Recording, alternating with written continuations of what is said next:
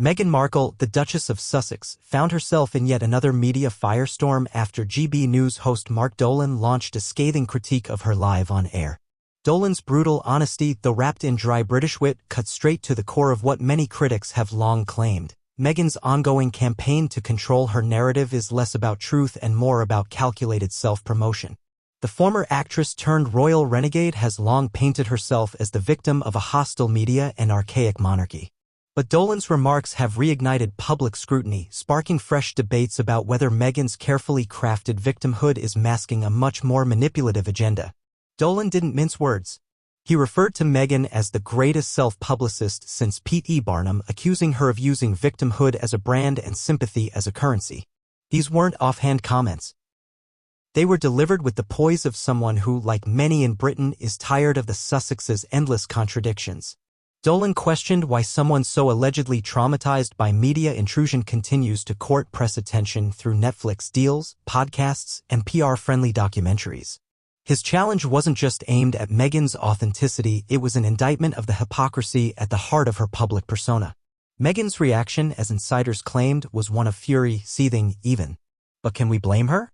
Dolan didn't just poke fun at a public figure, he poked holes in a global brand built on grievance.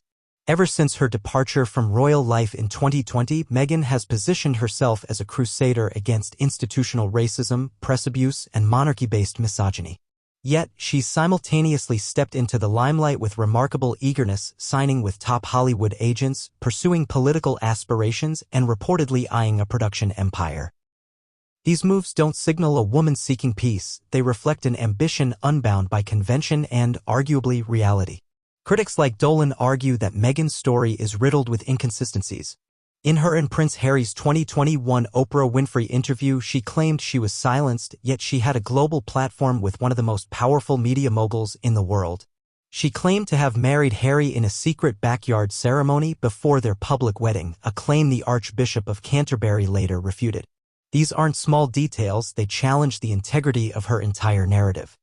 Further complicating her image is her seemingly strategic relationship with the media. While decrying tabloid intrusion, Meghan has willingly engaged with major outlets, including The Cut, Variety, and Time magazine, where she often receives fawning coverage. This duality, media critic and media darling, creates a credibility gap too large to ignore.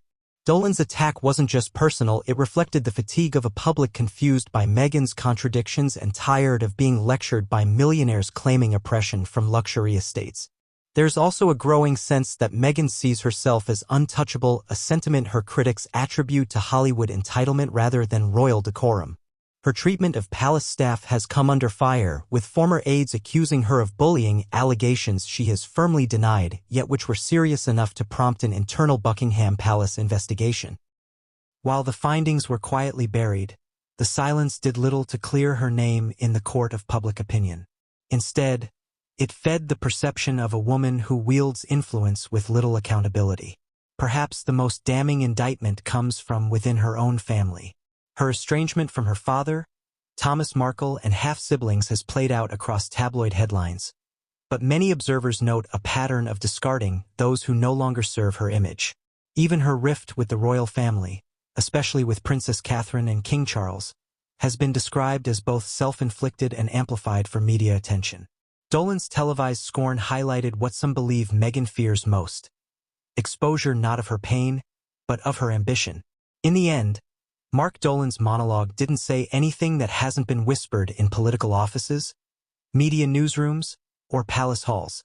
What made it explode was the platform, mainstream TV, and the tone, unapologetically blunt. His comments struck a nerve not because they were outlandish, but because they echoed a growing sentiment across Britain and beyond.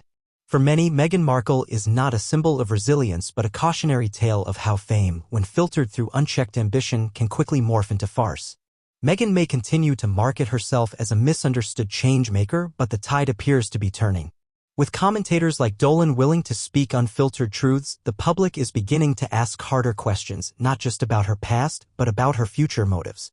The royal rift may have begun with a break from tradition, but if Dolan's words are any indication, the next chapter may be defined not by what Meghan claims about the world, but by what the world is finally willing to claim about her.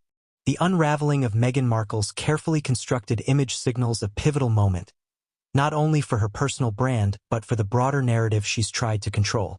As more voices like Dolan's gain traction, the protective bubble surrounding her begins to deflate.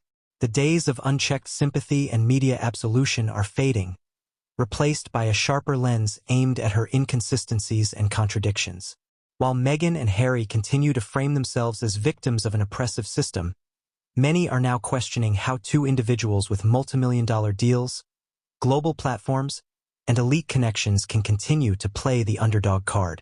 Even Hollywood, once a stronghold of Sussex support, appears to be cooling. Their Netflix content has drawn mixed reviews. Spotify ended its deal with them prematurely, and public enthusiasm has dulled. It's becoming clear that authenticity, not victimhood, is what audiences crave, and Meghan's perceived inauthenticity is beginning to cost her. As the palace maintains its dignified silence, commentators like Dolan are filling the void with candid commentary that resonates with a public increasingly tired of royal drama wrapped in Hollywood gloss. If Meghan wants to remain relevant, she may need to stop crafting her image and start confronting the truth behind it.